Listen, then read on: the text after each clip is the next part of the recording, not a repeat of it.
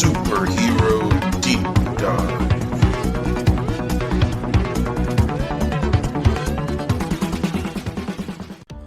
Hello everyone, welcome to the 100th episode of Superhero Deep Dive. Wow, I can't believe I've made it to 100 episodes. Thank you for tuning in. Thank you for listening. Thank you for being part of my family. Now, I've got a great show lined up. I, of course, am your host, Jason, as I have been for the past 99 episodes, and hopefully 99 plus more going. So, let me get my disclaimers out of the way. We'll get into it. Now, the information is pulled from different sources across the internet, or may not be completely complete, but they do really give a good insight on the current superhero. Also, you can catch me every Tuesday and Thursday throughout the day on Outworld Fleet Radio. Their website is www.un-conventional.com/radio. You can catch me on Twitch, Twitter, and Instagram, but I'm hardly ever on Twitch. It's under Super Deep Dive. And you can catch me on YouTube under Superhero Deep Dive. I am back from being suspended for a week. Yay! I will not post memes of people lighting their chins on fire after breathing, like spitting alcohol into fire and all that stuff. And I will behave from now on to the best of my ability. And as always, if you ever want to email me directly, you can. My email address is b4itall, so b4itall@yahoo.com. Okay, so instead of focusing on a specific superhero, I'm going to actually focus on one of my favorite super teams, period, like of all time. It's Gen 13. They were popular in the 90s. They kind of came back for a bit, and then they kind of dropped off again, and you know, I have some things for them, but Gen 13. Now, there's an international operations started a government internship for gifted youths taking place in an isolated training facility. Following the manifestation of Caitlin Fairchild's powers, who I'll get into in a bit, she fled the complex with Roxy Spaulding, Grunge, Burnout, and Threshold in disguise. They were later joined by Sarah Rainmaker. The project was revealed to be a gathering of the Gen active progeny of Team 7. Now, Team 7 was this kind of army group. They were exposed to some stuff, and they all had children, and these children are kind of like Image Comics version of mutants. Like, they had this Gen factor.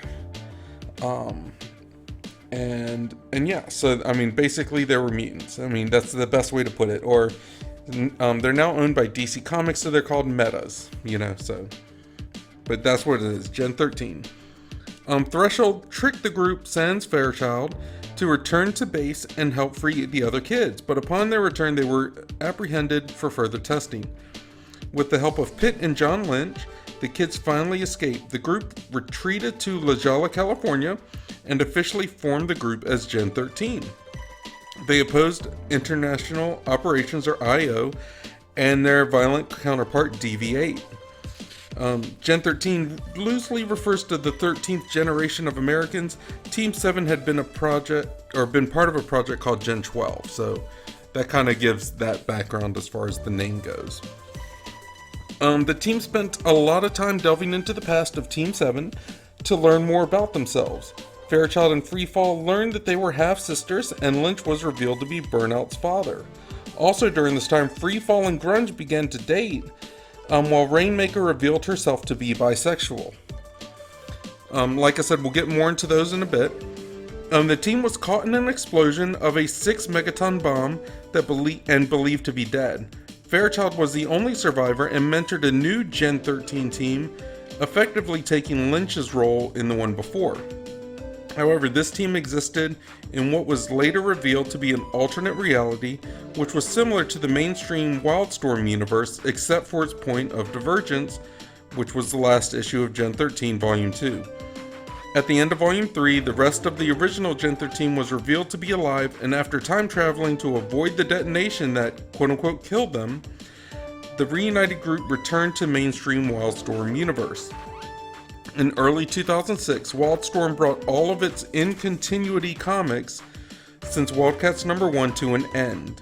The universe's finale came in the form of a crossover miniseries, Captain Atom Armageddon. Following the conclusion of this limited series, the entire Wildstorm line was relaunched with Worldstorm. A new Gen 13 series began. The entire world had a soft reset. The surroundings were mostly familiar, but there were changes throughout. In the first arc, the future Gen 13 are taken away from their home lives, and it's revealed that their parents have been assigned to raise the children to encourage the emergence of specific personality traits. In different areas of the country, Caitlin Fairchild, Roxy Spaulding, Eddie Chang, Bobby Lane, and Sarah Rainmaker, so that's Fairchild, Freefall, Grunge, Burnout, and Rainmaker respectively. They all wake up, each wearing a uniform recognized by their parents. Strike teams immediately attempt to capture the kids. Many of their foster parents are then terminated. In the course of the series, it is eventually revealed that in contrast to the previous iterations, these Gen 13s were manipulated and formulated from birth by an unscrupulous biogenetic firm from Io called Tabula Rasa. Furthermore, the souls of the previous iterations of Gen 13s, previously collected by the authorities' doctor, have settled into these bodies, and when the 5 of them are together, they cause people to forget their previous history, even those who knew them. That sounds really weird. That sounds kind of sloppy to me. Just saying. Sounds sloppy. Wildstorm, one of the things I've noticed with Wildstorm is that they had a lot of really cool ideas. They had a lot of really cool stories, but when it ended and things got kind of rebooted and assimilated into the DC universe, they got sloppy. It was a lot of things because they had their own universe that they had to kind of meld in, and it wasn't pretty. It was a lot of, in my opinion, and I don't know if I could have done better, but in my opinion, it was lazy writing. And if you have other opinions, please comment and feel free to let me know, because we can definitely have a discussion on it, and a civil one, because I just don't like all the reboots. When they're done like that, though, they're just sloppy to me. Like I said, it. Okay, but anyways, as a result of these new origins, the personalities, histories, and abilities of each character have displayed mild to massive differences from the previous canon. For instance, Burnout is now a former juvenile hall resident turned reggae-loving pacifist, and John Lynch is a young grunt within Io's employ. Rainmaker is retconned to being a lesbian rather than bisexual. Fairchild is suspicious and unhappy about her excessive beauty, and Grunge is portrayed as being secretly more intelligent than even Caitlin. Outside of her newfound origins, the character Freefall remains mostly consistent to the previous iterations, save for the slightly greater level of confidence and self-reliance. The series resumes following Number of the Beast as part of the World's End storyline, with the group coming out of a teleportation system in which they had been held due to power loss into a devastated New York approximately 6 months following the events of Number of the Beast. Once they reach the surface of an underground layer, the group is shocked to see what has happened in New York, aside from Burnout, who is blind at this point, because why not? While Grunge is quick to claim that an asteroid, global warming, or other natural disasters are responsible for the destruction, Rainmaker blames terrorists. After a confrontation with several crazed metahuman hunters, the group finally manages to escape New York. Once outside of New York, the group finds themselves trapped within a mall with several mutated monsters, one of which seemingly infects Fairchild. With the group holding together, tensions have begun to rise between Fairchild and Rainmaker, with the latter being attracted to the first. So Fairchild is being attracted to Rainmaker. No, Rainmaker is being attracted to Fairchild, which makes sense considering she is a lesbian in this, and hostilities tend to breed attraction. And not hostilities between people, but hostilities in general. Like, when you're forced to rely on each other, it breeds attraction. Burnout, while still blind, gains some semblance of vision with the ability to sense heat patterns. Okay, cool. At least that makes a little sense. Okay, cool, whatever. Excuse me. I'm sorry. Now, during their stay at a skater park run by teens, Grunge is crowned king. He's originally thrilled about it, but later finds out that his predecessor is to be eaten in a soup. Because why wouldn't you be? Rainmaker, having witnessed Caitlin and Bobby kiss in a tent, grabs her gear and leaves the group without saying goodbye to anyone, because she throws a fit. The other teens are confronted by the clone scientist Dr. Cross, who created them after their original deaths. However, he and his assistant Megan are both stuck at ages 5 and 9 respectively, due to the loss of electricity caused by the cataclysm while retaining their memories and intellects. They manage to save Grunge and to overpower the heavily armed children scientists due to the intervention of Goo, Gen 14. So that's the next generation. As they flee, it is revealed that Caitlin's power has failed, most probably due to the infection, and she suffers a serious knife injury. And like I said, we'll get into their powers in a bit. Let's see here. Okay, having nowhere else to go, they join the children scientists who promise to heal Caitlin. They arrive in a small town that is under the protection of a World War II supervillain team, the Fearsmiths, who are the imprisoned villains from Number of the Beast. The two groups clash, with Gen 13 being easily beaten, and following another defeat, they are separated from Fairchild and the scientists as they are abducted by the Paladins who offer to train them. Unknown to any of them, Goo is sent by the remnants of the US military, specifically a branch who specialize in fighting metahumans. The squad was designed to apprehend Gen 13 and have accordingly been practicing on a small group of Gen 14s, of which Goo is a member. Naturally, their practice sessions ended with the Gen 14s being killed, cloned, and their minds transferred and later modified so they do not remember their ordeal. Oddly enough, Goo seems to be regaining some of her memories. Currently on orders from the general in charge of the military squad, Gen 14 has invaded the Paladins' headquarters and are ready to confront Gen 13, which currently consists only of Burnout, Grunge, and Freefall. The fight between Gen Actives and the military branch is over quickly, with the Gen 14 and military winning. Once they have been captured, Gen 13 are offered an ultimatum: either join the military and serve them or be executed. And in order to prove his point, the general shoots and kills Gen 14's wind sprint. As plans, however, are crossed by Roxy, who levitates the Paladin base into space, knocking them all out due to oxygen deprivation. In the meantime, Caitlin is fully mutated due to the Warhol virus, which she was exposed to, and is rampaging across town in a Hulk-like fashion. Her rampage is cut short as the Paladin base crash lands next to her. The Gen Actives band together and take on Caitlin, hoping to calm her down, but they do not succeed. Seeing no alternative, Goose sacrifices herself in order to short-circuit the virus, thus reverting Caitlin to her former self. 3 weeks later, Bobby, Roxy, Grunge, Caitlin, and the surviving Gen 14s, Runt and Ditto, arrive at Tranquility, which is a town of retired superheroes, only to find a crater where the town had been. The group decides not to despair and to go on even if it means they are heading into trouble. Now, Gen 13 briefly debuts in the epilogue of Supergirl issue 33. Membership consists of the original lineup. And that's pretty much all their history. Like, they've kind of been jumped around, and that's because before Gen 13 was an Image Comics property, and then it transferred over to DC. And you know, it's very hard when they did that, because like I said, it got a lot of sloppy writing. Some things came in, I think, like even during the Zealot episode I did, you know, she was originally part of Wildcat, and Image Comics transferred over to DC, and then they did something. They just kind of like threw her story up against a wall and saw what stuck and ran with it. And it makes for sloppy writing, it makes for bad writing, because there are too many plot holes where they're trying to keep stuff for the fans, and it ends up backfiring. I don't know if I've ever actually seen it work. And I'd even go as far as to say, even with Angela transferring over to Marvel Universe, it just hasn't worked. You either keep it all or you keep nothing.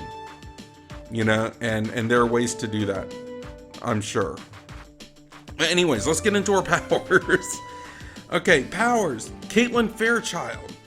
She was once an ordinary girl, and Caitlin's muscles spontaneously increased in density, granting her superhuman strength, agility, speed, and endurance. The manifestation of her Gen Active status caused her body mass and size to increase from a petite young woman into that of a statuesque Amazon, shedding her clothing at the time. Fairchild is by far the most intelligent of the group. She is also Freefall's half-sister, and often she is portrayed as being either naively unaware or mildly uncomfortable with her newly curvaceous figure. They actually did a really good job. They kind of made her into, like, she was this, like, plain redhead girl, kind of nerdy, and then all of a sudden she became, like, you know, Wonder Woman and She-Hulk, like, Amazon figure, tall, super strong, and I can definitely see when you're kind of in that background of, like, you know, not really, I guess, developed, then you are going to be naive against people ogling you and things like that. So, and being that center of attention, you're not going to know how to handle it. It's going to make you uncomfortable. And I always thought that was kind of a cool way to do that. Now, Bobby Lane, it's called Burnout. He's the son of John Lynch, which is Gen 13's mentor, and Bobby manifested the ability to generate and manipulate high-energy coherent plasma, which ignites on exposure to oxygen. He's later developed the ability to fly, as well as certain psionic abilities. So take kind of like Human Torch type thing, only with plasma instead of just flames, which is awesome. Now Roxanne Spaulding, who is Roxy, or Freefall, she's the youngest Gen Active teen, and with the ability to control the effects of gravity on herself and others. She can nullify gravity and float, or multiply it, making objects ultra heavy, and is also suggested by some other characters that if she thought about it and used her powers to their fullest advantage, she could manipulate space-time, as this is related to gravity. She has a crush on grunge, and is jealous of Fairchild's physique. She keeps a kind of this alien pet called Queenlock, or Queelock, and it's later revealed that Spaulding and Fairchild are half-sisters. Both are daughters of Alex Fairchild from Team 7. Now, when it says that she's jealous of Fairchild's physique, Roxanne Spaulding was kind of drawn as, she looked like she was maybe half Asian. She had a very petite frame. So to be compared, finding out that Fairchild is your sister with this, like, Wonder Woman style body, it can definitely be intimidating, right? And I can see where that came from, and I like the fact that they did that. And lastly we have, or well, not lastly, but we have Sarah Rainmaker, and this was the, she was kind of the latest entry into the original Gen 13 team. Sarah Rainmaker can influence local weather systems, manipulating air currents to grant herself flight and direct water with a gesture. Amplifier bands on her wrist augment her ability to project lightning. Rainmaker is Apache and is Stephen Callahan's daughter and Threshold and Bliss's half-sister. Among the main characters, she is the most concerned with social and political issues. The rest of the team is still adjusting to her sexual orientation, which was being attracted to women. She was originally written as bisexual, since then retconned into full lesbian, which is fine. It's still an alternate sexuality, which in the 90s when this came out was very cutting edge. Very, very cutting edge. Now, this is the last member of their main team. This is Percival Edmund Chang, who is called Grunge. He's able to mimic the molecular structure of any material he touches, and he can even bestow this effect on others. Grunge is a surf rat who enjoys sleeping late. He possesses brown belts in 5 martial arts styles and has few, if any, redeeming characteristics, though he does possess a photographic memory that allowed him to take the same classes as Fairchild does, which was much to her surprise, and during the period that the team went to college, his father is Team 7 member Philip Chang. This dude, the best way to describe him is like Michelangelo of the Ninja Turtles. You know, everyone knows that personality. That was kind of his personality. When it says few, if any, redeeming characteristics, he's just kind of happy-go-lucky, laid back. He liked to have fun, and that rubbed people the wrong way. So, you know, he was easily one of the most charismatic and one of the most popular people. Fairchild was popular as well because she was kind of like their de facto team leader, and she was a redhead that was built like Wonder Woman. They drew her extremely well. I suggest looking at the YouTube video if you're not watching this on YouTube, and you'll see plenty of slides with her, because whenever I looked up Gen 13, she was the image that came up. Anyways, their mentor is John Lynch. He is the father of Robert Burnout Lane. Lynch was the leader of Team 7 and a close friend to the children's parents. His eye had been replaced after he gouged it out as a result of a mental attack. And like all surviving members of Team 7, Lynch was granted powerful telepathic and telekinetic abilities that are highly unstable and dangerous. Because of this, he avoids using his powers if at all possible. Now there was one other person named Anna, who is a heavily armed covert assassin gynoid programmed to serve Gen 13 as a maid and to love them as her own children. Okay, if you guys ever watched Umbrella Academy and how they had the mom character who was a robot that was kind of like the nanny, that was Anna. Only Anna came first. So was mom inspired by that character? Maybe. I don't know. Could be coincidence. Now, the team recently added newcomers. This was later in the series, where it's Holly Breakdown Denton, also occasionally known as Goo. Holly has the ability to disassemble molecules, seemingly causing objects to melt into a goo. She was formerly a member of Gen 14, and is, as of Gen 13 Volume 4, number 32, Holly was sacrificed. She sacrificed herself to save Caitlin Fairchild, who was once more seen as an incubating clone. There was Amber LaRue, named Ditto. Not much is known about Amber, only that Holly refers to her as a typical airhead. Former Gen 14, her power is infinite multiplicity, which allows her to make an unlimited number of copies of herself. And then you have Guillermo... no, I pronounced that wrong, and I'm sorry. Sandoval, who is Runt. Not much is known about him. The former Gen 14, his powers allow him to grow and shrink at will. Then we have Lance Weeder, called Hardbody. He's the second in command of the former Gen 14. Not a lot is known about him, but his face was scarred by Holly, who is defending herself. He and Windsprint were left behind in order to recover. His powers included augmented strength, stamina, and increased dermal density, which makes him super strong and near invulnerable. Dr. Cross, who's the maker of the current Gen program, expressed interest in potential offspring between him and Caitlin Fairchild. And it's probably because their powers are very similar. So having someone born from them would probably increase the strength, and invulnerability.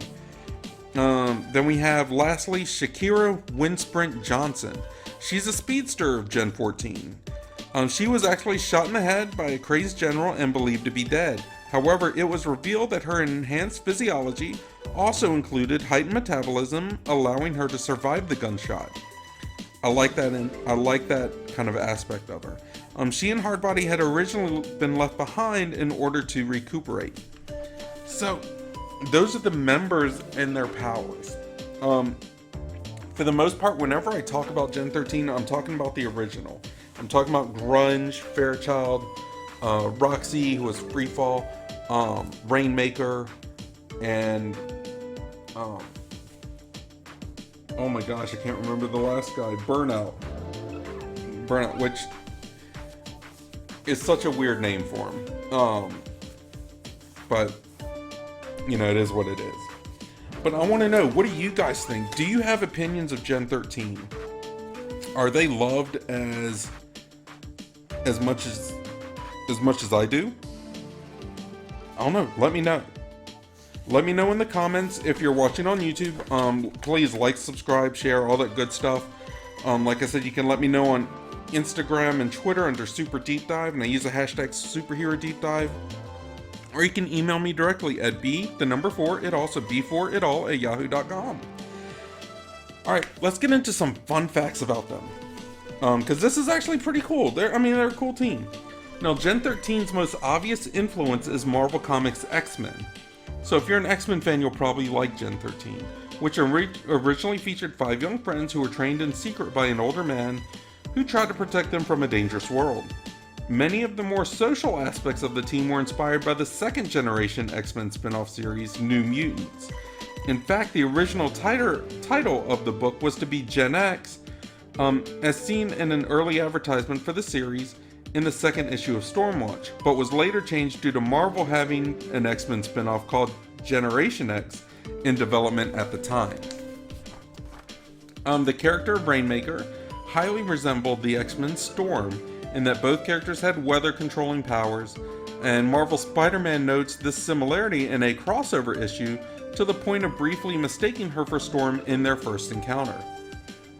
Also, the character of Freefall had her direct parallel in the character of Jubilee, both of whom had similar attitudes and physical attributes, including being the youngest of their respective teams.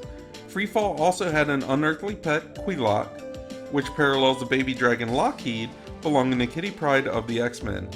Conceptual similarities among the pyrokinetic Burnout and the Fantastic Four's Human Torch are also quite evident.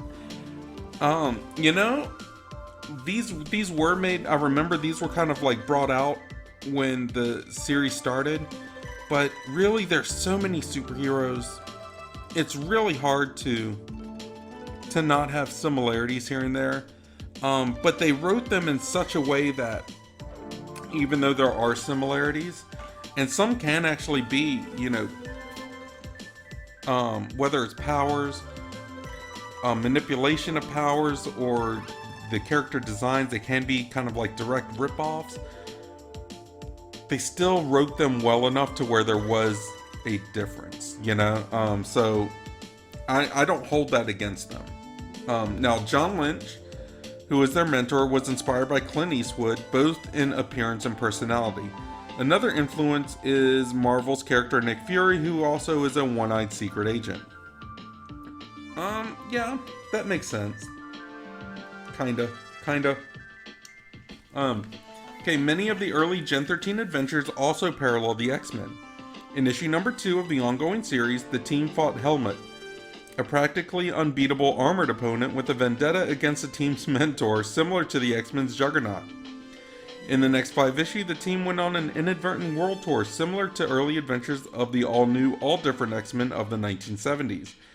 After their mansion was destroyed, which was a recurrent element in the X-Men comics, the team went to a prehistoric island similar to the X-Men Savage Land before going into outer space, which was very reminiscent of the Dark Phoenix saga, and returning to a dark future, which was very similar to Days of Future Past, and most of the X-Men parallels faded after this point when Brandon Choi was replaced by John Arcudi as writer of the series. However, it is worth noting that when Wildstorm decided to revamp the series, they hired perennial X-Men writer Chris Claremont to do the job. So, yeah. Another similar comic series that preceded Gen 13 is the Valiant Comics title Harbinger. Written by Valiant mastermind Jim Shooter, and in the Harbinger series, a group of teenage superhumans rebel against the largest and most powerful organization of superhumans. The premise of the series resembles Gen 13 in both the age and temperament of the main characters, with villain Toya Harada's Harbinger Institute taking the place of Wildstorm's I.O. Gen 13 also highly embraced the MTV generation and built its sense of style on what was the contemporary fashion at the time, including the name grunge, which was a quickly dated reference, a reference to popular bands such as Soundgarden, and the youthful drama inspired by MTV's The Real World. Not coincidentally, Gen 13's editor was Sarah Becker, who was a cast member of The Real World Miami. Okay, so very much of the times. And they had an animated movie. If you go on YouTube, which I did earlier, you can actually find the full animated movie. All you gotta do is look up Gen 13 Movie HD under Retro Channel. That's the channel's name, is Retro Channel. It's like an hour and a half long. It's not great, but it's not terrible either. But yeah, those are some fun facts about them. They kind of had fun with it, right? And they were very much a product of the times.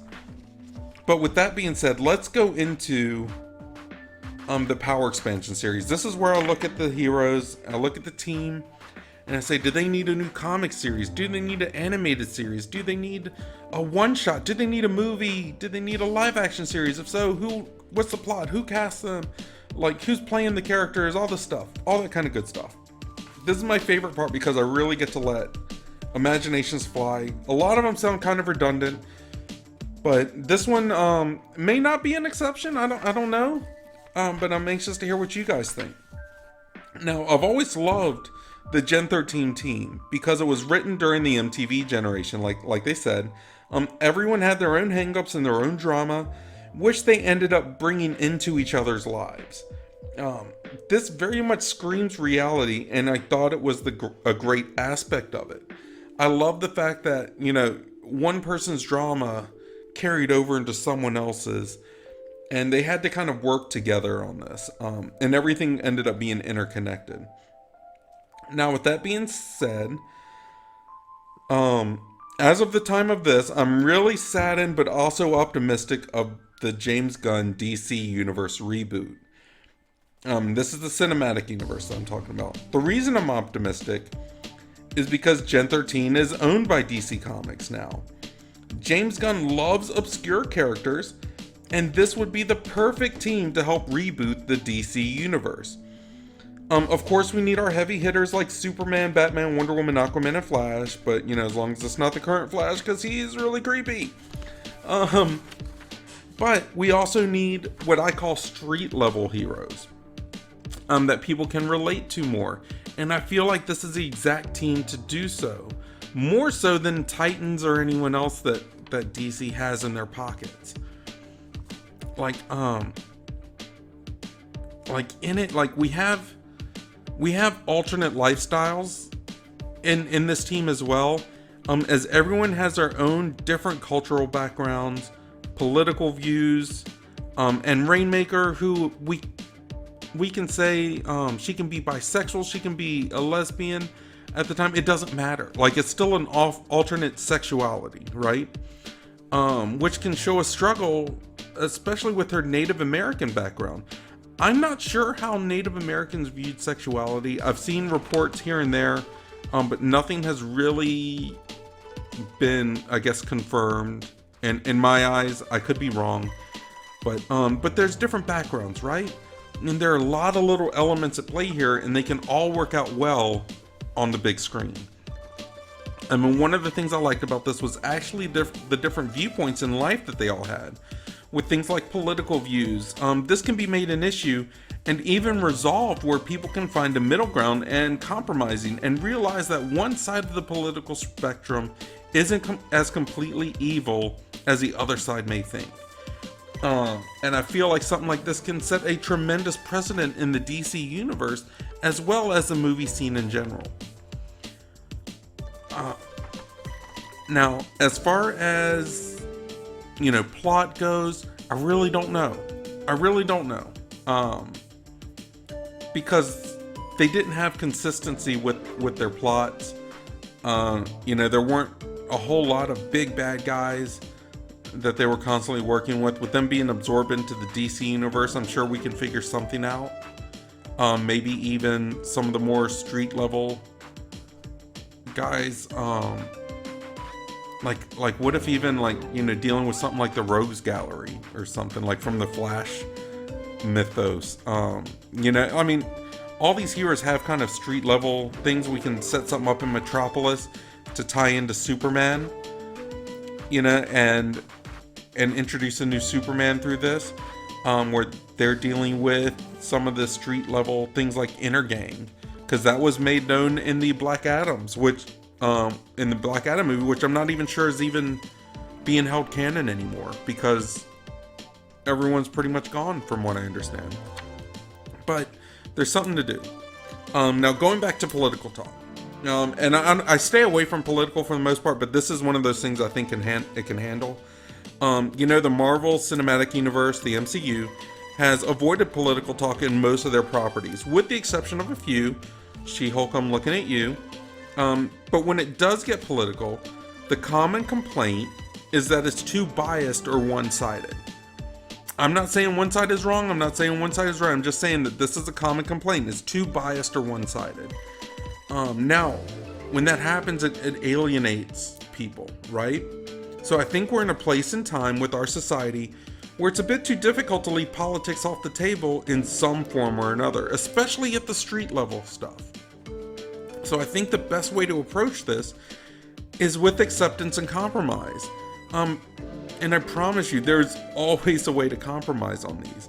Now, we don't need to bring up topics like abortion or things like that, but we can talk about things like sexuality, and even some of what would be considered like lighter topics. Maybe this will help lead into heavier talks without being so polarizing. But I think we have to take it step by step. And I believe movies like this, that could appeal to a wide range of audiences, can be the perfect stepping stone into that. Like superhero movies have a huge audience. And we don't need to alienate one side of the political spectrum versus another, because right now that's kind of a hot topic, right? So we need to handle that. We need to focus on the things that we can actually communicate with and agree upon. Like, for instance, like I said, sexuality. That's one of those things that we can agree upon, right? It can be talked about on both sides, compassionately. What's another thing? Even thing like climate change. Like, we have to understand that, from the left side, you have your reason. From the right side, we have, there's reasons there. They have their reasons. Left side, we have our reasons. Right side, we have our reasons. It's all back and forth. But there are common things. Like, we know that, like there are a lot of things like pollution in general that is helping or leading to the problem increasing, right? So we can focus on aspects of it, like pollution. It doesn't have to be, these things are directly impacting it. They're common grounds that we can all delve on. And we can strengthen our bonds through that, with that communication. So that's what I'm saying. And I'm thinking that something that appeals to kids and adults, something that is fictitious, but doesn't have to be so polarizing. We can build from that, right? And that's kind of my goal. But who would I cast for these characters? Gosh, I really don't even know. I would really want to keep it close to the comics, though, because their looks and differences is what helped make the look and the book so special. I did notice, though, in the books there was a lack of African American presence. So I think something like that could maybe be worked on, but I don't really know how. Maybe that could be free falls type thing. Like, if it shows that, because everyone else had their own things, and I think that Free Fall was one of the less popular characters, but in turn, that gives us a little bit more wiggle room to do something. I don't know. I'm anxious to hear what you guys think. Who would you cast? What would the storyline be? Like, do you think working with something like Inner Gang would help? But let me know. Like I said, you can always reach out to me via email at b4itall@yahoo.com. You can find me on YouTube under Superhero Deep Dive, which I really would love it if you liked, comment, subscribed. Share the channel, help me grow. At the time of this recording, I'm like at roughly about 250 subscribers. I gain some, I lose some. It's right around that area. I'd love to get to 500, and if I get to 500, I'll do a giveaway. But yeah, it would really help me out a lot. It really, really would. And let's see, you can catch me on Twitter and Instagram under superherodeepdive. And yeah, but I think I'm gonna head out from here, guys. Like I said, I'd love to have a discussion with you. Everything gets acknowledged. So I really want to work with you all. Let me know what you think. If you have any requests for future episodes, I am all ears. Because I just knocked out 100, so I can do some more. In the meantime, guys, I hope everyone is blessed. I hope everyone's happy, and I hope everyone is safe. I hope everyone is smart. But if you're not smart, don't get caught. I will see you guys later. Bye-bye.